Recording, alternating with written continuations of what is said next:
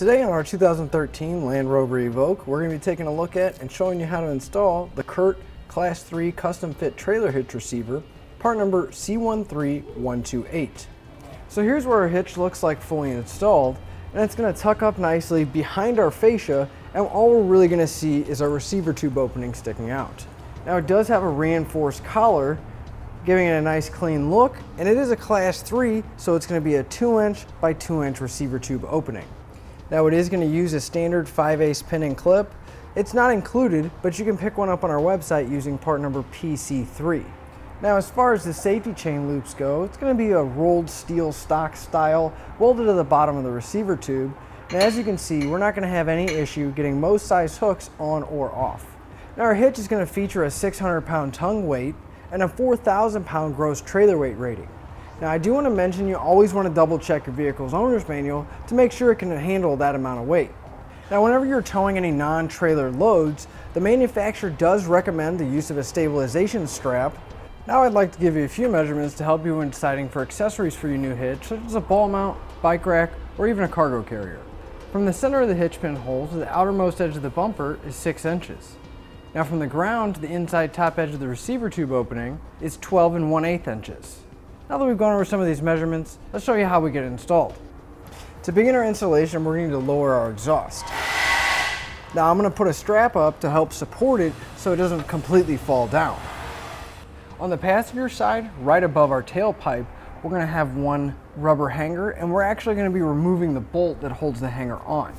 Now the bolt's going to be on the passenger side on the outside of the frame, and I'm going to be using a 10mm socket to remove it. Now we can go ahead and rotate the exhaust hanger out of the way for now. Now directly behind that one, we're going to have another one that's going to have a rubber isolator on it. I'm going to take a little bit of spray lubricant, and that's going to ease us getting those rubber isolators off of the hanger itself. Now we're going to have another one on the driver's side in the same spot.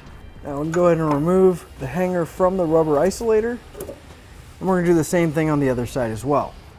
Now I'm just going to lower this down a little bit because we are going to need to get in underneath our fascia right here.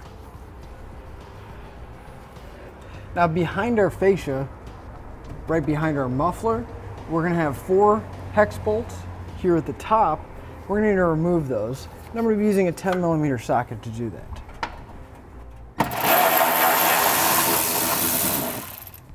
Now that we have those removed, we're also going to need to remove the 8 Torx bit bolts holding our heat shield in place. Now I'm using a T30 Torx bit to remove these. The bolts removed, we can pull down our heat shield and set it aside for right now. Now here on our driver's side, if we come to the very back of the vehicle on the frame rail here, we're going to see an oblong hole. Now this is going to be our access hole, and we're going to be putting some hardware in place. So we can start by taking our pull wire here. We're going to take the square spacer block from our kit. We're going to slide it over the top. Then we can take our 1/2-inch carriage bolt, and we're going to thread it onto the wire. We're going to push this all the way into the frame, as well as the block, making sure that it goes all the way into the frame. And then we're going to pull our bolt through the spacer block and down through the frame, and we're going to leave our pull wire attached right now. Now if we look in our instructions, it's going to give us some measurements that we're going to need to cut out of our fascia so our hitch can fit. Now we're going to need to find the center point, and then we're going to measure out from there, and I just use some masking tape to help me keep a straight line. Now I'm going to be using a rotary tool to cut this section out. Now I do want to mention it's always better to cut smaller and come back and start trimming as necessary.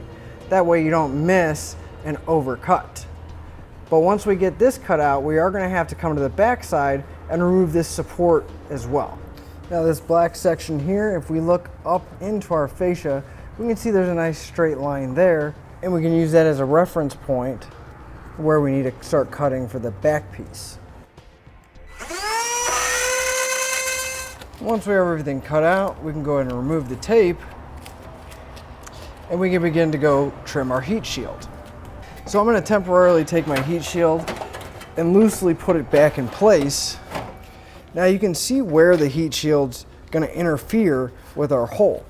So I'm going to take a marker and I'm going to outline the hole that we already cut.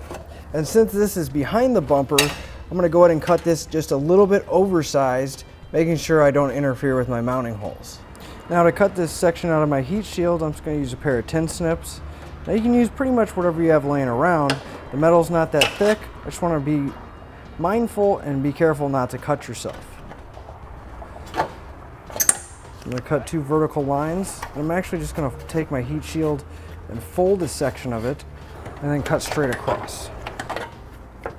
Now on each end of our heat shield, the ears on the end of our heat shields will need to be cut off, but there's no exact measurement, so I'm just going to go in a little bit from the edge here, and I'm going to take this section out on both sides. With our heat shield and fascia both trimmed, we're going to go ahead and reinstall the heat shield and start replacing all the fasteners. Now before we put our hitch in place, I want to explain where it's going to be mounting. At the very back of our frame, right above where our tailpipe would be, we're going to have 3 holes. Now that's where we're going to use all 3 holes on this side, and our hardware is going to bolt into these existing weld nuts. Now on the driver's side, our rear attachment point is going to be here with the bolt that we fish wired through, and then if we come back all the way just right behind our rubber isolator, we're going to be using this hole, and there's also a weld nut inside of there. Now with an extra set of hands, we're going to get our hitch in place. Now we're going to take our fish wire and we're going to put it through the rearmost hole on our hitch. Now we're going to lift it up. Now we can go ahead and pull our fish wire off of our carriage bolt.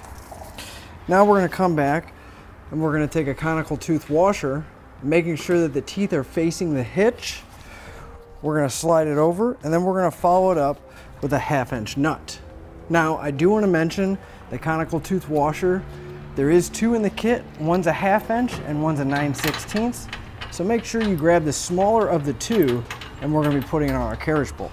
And once we get 1 bolt on each side in place, we're going to leave them hand tight just enough so the hitch can support itself. We don't have to worry about it falling down. Now using a 3/4 inch socket, I'm going to come back and snug up my 1/2 inch hardware here on my driver's side. Now for my long bolt back here in my weld nut in the frame, I'm going to be using a 7/8 socket to tighten that up. Now on the passenger side, I'm going to be using a 16mm socket to tighten up my bolts.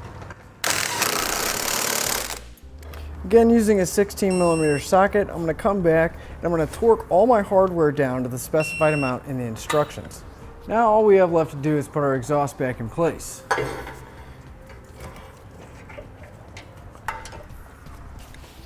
And that'll finish up our look at the CURT Class 3 Custom Fit Trailer Hitch Receiver, part number C13128 on our 2013 Land Rover Evoque. Click the link below to shop, learn more, or visit us at etrailer.com.